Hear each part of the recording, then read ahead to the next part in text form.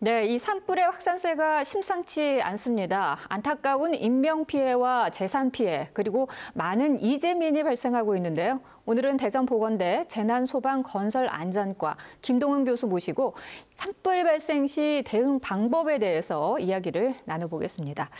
자, 교수님, 이번 중대본에 따르면 이번 산불로 인한 사상자가 현재까지 사망 26명, 중상 8명, 경상 22명으로 총 56명으로 집계가 됐습니다.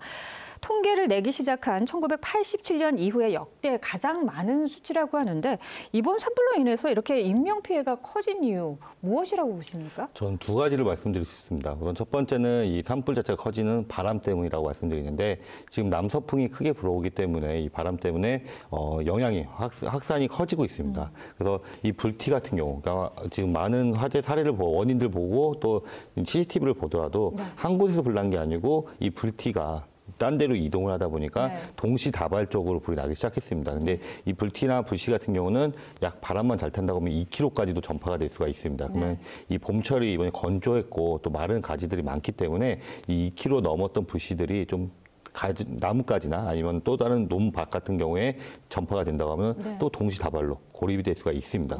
또 하나는 이제 복사열을 말씀드리고 싶은데 열을 전달하는 방법은 매개체가 되게 많이 있습니다. 근데 복사열이 제일 문제는 눈에 보이지 않는 열 전달입니다. 그러니까 우리 몸을 통과해서 열이 전달되는 건데 쉽게 말하면 저희가 난로를 켜놓고서 난로 주변에 있으면 따뜻하다고 느껴지는 것처럼 이 복사열이 느껴지는데 이게 이 산에서 이 복사열은 진압 작업을 하시는 우리 공무원이나 직원분들이 느끼지 못할 정도의 40도 정도 열이기 때문에 지나가는데 뒤에서는 이 몸을 통과한 그 복사열이 뒤에 있는 나무까지나 마른 나무까지의 열에 나무까지 붙게 된다면 또 다른 불이 붙게 됩니다. 그러면은 이 희생자 할 수밖에 없는 분이 고립이 되는 겁니다. 양쪽에 원형 서클처럼 불이 붙기 때문에 이런 상황으로 지금 많이 인명피해가 발생되고 있는 것으로 알고 있습니다. 불 속에서 고립되면서 화상을 입거나 아니면 생명을 잃을 수밖에 없는 상황이 여러 건으로 발생했다라는 말씀이십니다.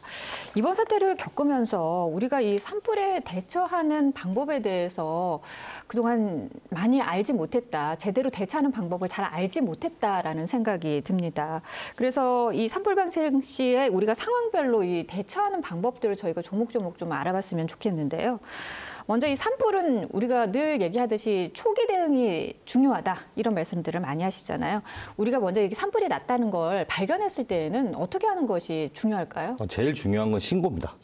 산불 같은 경우는 지금도 상황같이 화세가 커지고 전파가 확산이 많이 되기 때문에 우선 먼저 신고를 먼저 해주셔야 될 것 같습니다. 그래서 뭐 소방서 또는 경찰서, 그다음에 각 지자체에 관련된 재난본부 등에 신고를 해주시고 그다음에 이 산불 같은 경우는 주관부서가 산림청입니다. 그래서 산림청에 꼭 신고를 해주셔야 될 것 같고 근데 최근에는 전화기보다는 이제 스마트폰을 많이 이용하시다 보니까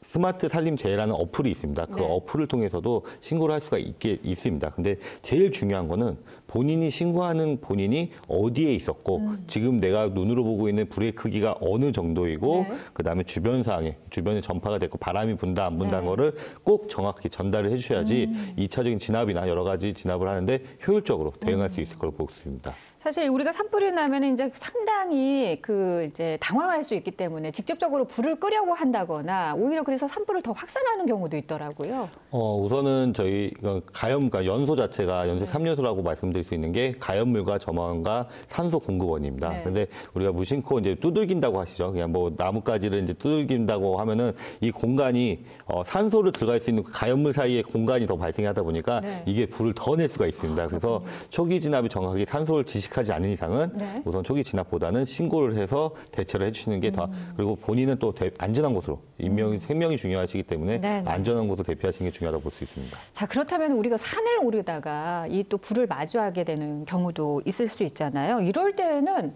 어떻게 대피하는 것이 중요할까요? 이번 산불 자체도 계속 말씀드리는 게 바람입니다.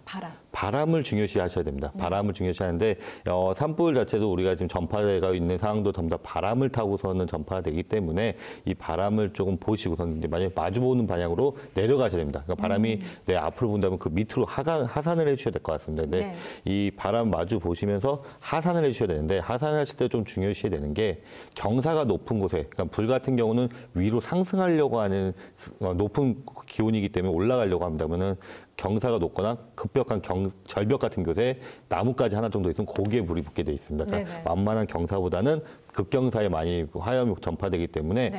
좀 빨리 계곡 쪽이나 제일 중요한 이 낙엽 같은 게 없고 나뭇가지가 없는 계곡 네. 또는 바위나 돌이 있는 곳으로 네. 좀 대피를 빨리 해주신 다음에 네. 이동을 해주셔야 될 것 같고 또 이제 연기 흡입에 대한 좀 주의를 하셔야 될 것 같습니다. 이번에 인명 피해도 많이 있었는데 이거 보시게 되면은 이제 지나시는 분들이 연기 흡입이 됐다고 하는 거는 올라가시면서 지나가시다 너무 힘드시기 때문에 보호 장구를 벗으셨다가 호흡기가 손상되신 경우도 있으실 것 같은데 네.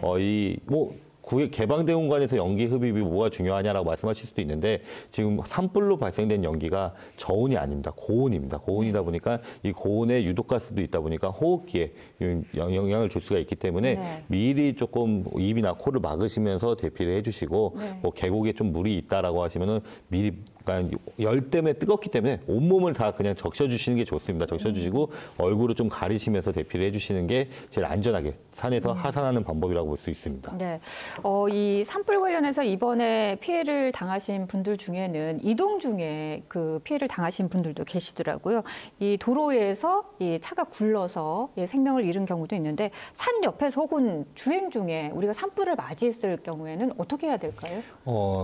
제일 많이 봤던 게 지금 22년도에 고성에서 울진화재에서 보시면 거기에서 자동차의 피해가 많이 있었는데 이거 올해도 지금 많은 피해가 있을 것으로 판단이 되고 있습니다. 근데 이 산불 같은 경우는 불이 내려올 것 같으면 반대 방향으로 무조건 가셔야 됩니다. 반대 방향으로 차량을 이동시켜 주셔야 되는데 불이라는 속도가 엄청 빠르기 때문에 따라오는 가연물만 있으면 계속 오기 때문에 그 가연물을 마른 나무가 없는 좀 벗어나셔야 되고 최근 뉴스를 보게 되면 중앙고속도로도 역주행을 해서 다 대피를 하시는 이런 CCTV도 공개가 됐는데 그런 식으로 이제 불이 보이신 대로 좀 피해 주셔야 될 것 같고 만약 그런 이유가 이 산불이 만약에 도로로 내려오신다고 하면은 지금 자동차가 내연기관 차량도 있지만 전기 차량도 많이 있습니다. 그러면은 지금 작년이나 계곡 문제가 되고 있는 2차적인 자동차 화재로 변화될 수 있기 때문에 그걸 대비해서 좀 해주셔야 될 것 같고 좀 정차돼 있다고 하면은 좀 내리셔서 좀 안전한 곳인 낮은 곳이나 안전한 곳으로 차량을 좀 포기하시고 대피하시는 게 중요하다고 볼 수 있습니다. 알겠습니다. 이제 마지막 질문 여쭤보겠습니다. 다음 주면은 한식이 있습니다. 예, 성묘객들이 또 있을 수 있는데